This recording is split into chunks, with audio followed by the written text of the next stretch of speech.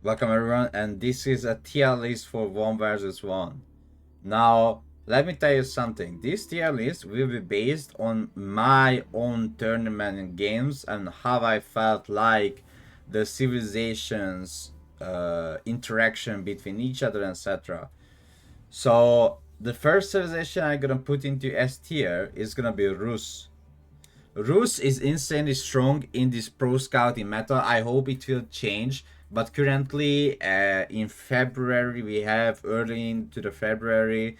This is the second Monday in February, right? We're in the second Monday. The second Monday of February.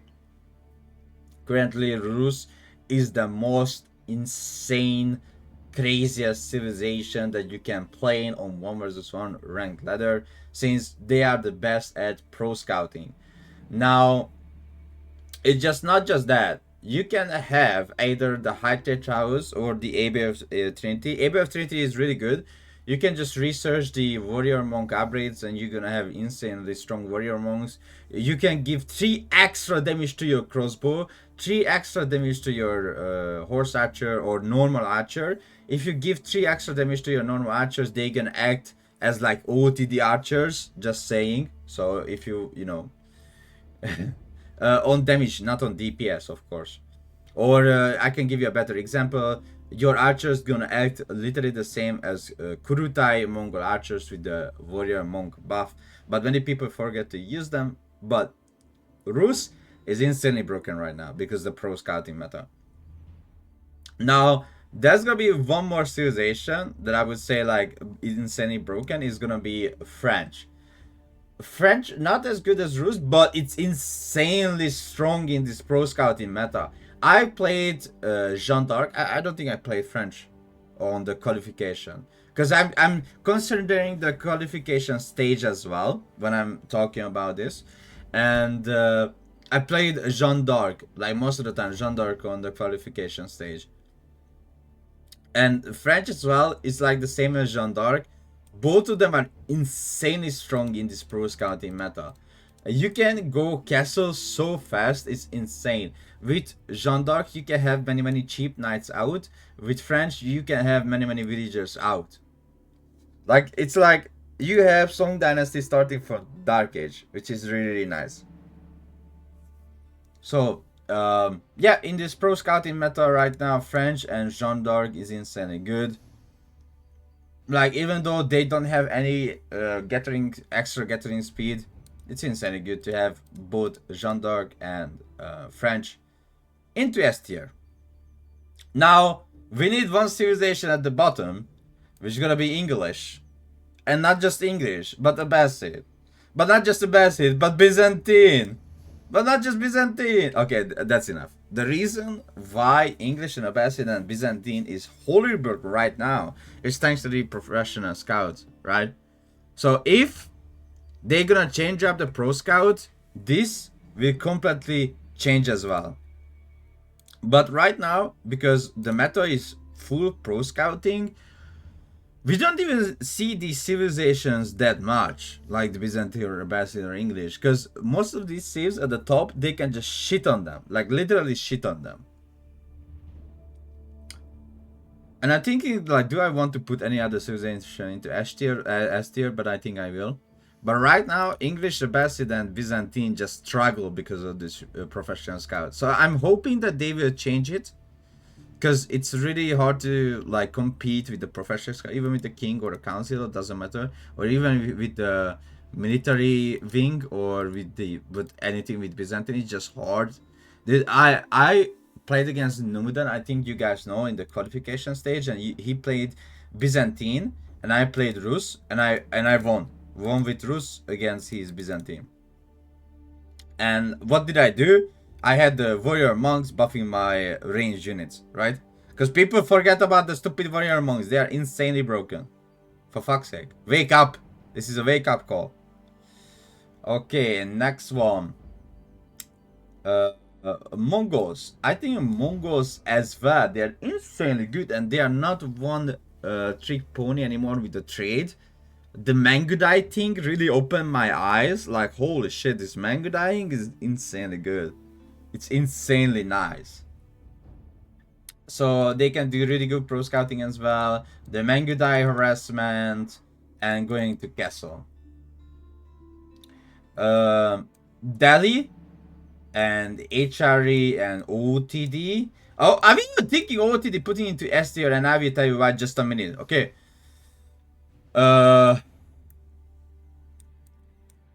Okay, this is perfect. So the reason why I'm putting the civilizations like this, like OTD, because the Dark Age starts. So you can open up with the Dark Age Spearman, just one. You can do a lot of fuck around, right? And you're gonna do a hell lot of damage, which is crazy good. After that, you can go Pro Scout. But I feel like you can do the same thing with with HRE as well. So this is a really good question now. I mean, yeah, let's put it together because OTD is insanely good right now. So yeah, you can do the same with HRE as well. Open up Dark Age where I can send out a Spearman, and you're not gonna feel the feedback from that drawback from that you made the Dark Age Barak and you made one Spearman. You're gonna be like, oh yeah, did anything happen to my? Did I even delay my age up? Like seriously, HRE and OTD is like that. Did I even delay my age up? And they're gonna be like, no, I did not. I think Delhi and Mongol next to each other in the 80s is good. Delhi has the free upgrades. Elephants will get touched in the booty. So that's really good. Delhi is not gonna be that OP anymore. Thanks God. May in shambles. Oh, I forgot Zushi next to Rus. Because I think Zushi is stronger than French, Jeanne d'Arc, and the other two. Zushi is insane, dude. Like, I cannot even tell you how strong Zushi is. I had no so I had chance to play a few practice games with Zushi. This is standard 1 versus 1. So, like, why would I talk about Pro Scout in FFA? So, Zushi is insanely good with Pro Scouting and going into next stage. But I'm thinking, like, is there any, like, yeah, Rus is still better with Pro Scouting, but Zushi is crazy strong. Again, the reason why it's in S tier is because of Pro Scouting. Now, Ayubid and Japanese, I think they are just B tier. They are not bad, but mostly played on hybrid maps. Like, 80% of the tournament games were Japanese hybrid map, right? I cannot tell you, like, I would put them into C tier, but I think because of the next patch gonna buff Japanese a little bit, so I would put them into C tier because you play them on water map. They are shit in this Pro Scouting meta, but because I know what's coming in the next patch, you know what I mean?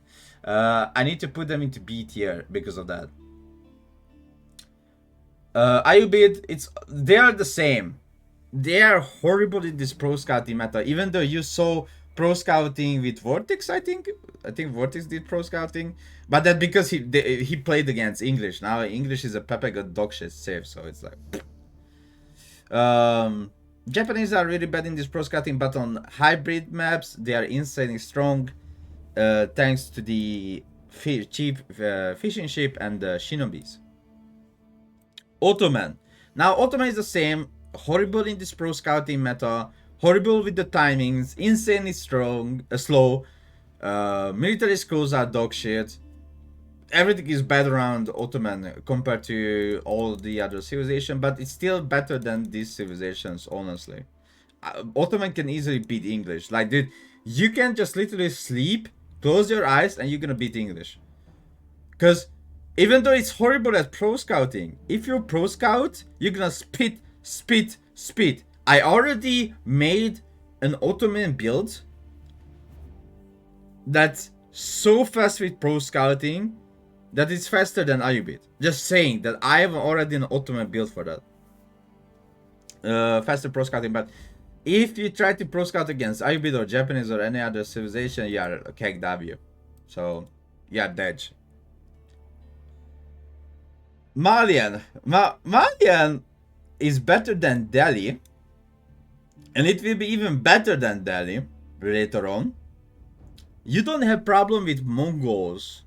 I would not say Malian is so happy because of pro scouting. Like people can say that, oh yeah, but Malian have faster scouts to do the pro scouting. But yes, they have faster scouts, but it's not like French or Jeanne d'Arc, right? But Malian can shit on Dark Age, Mongol, and Malian can shit on Delhi. Even if it's like Imperial, Imperial Elephants. Malian just shit on Imperial Elephant of Delhi or anything like that.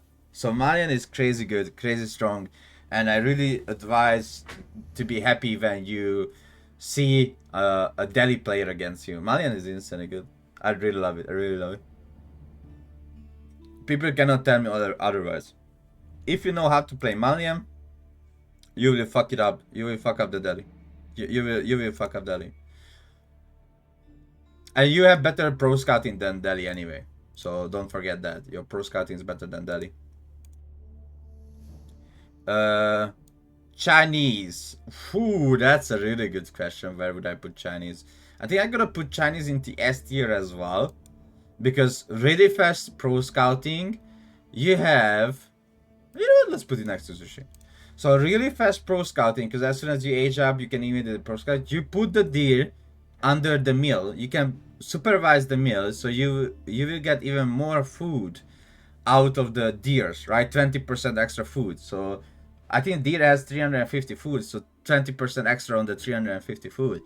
You get insane amount of taxation as well, which is really, really good. Now, looking at it, do I like this?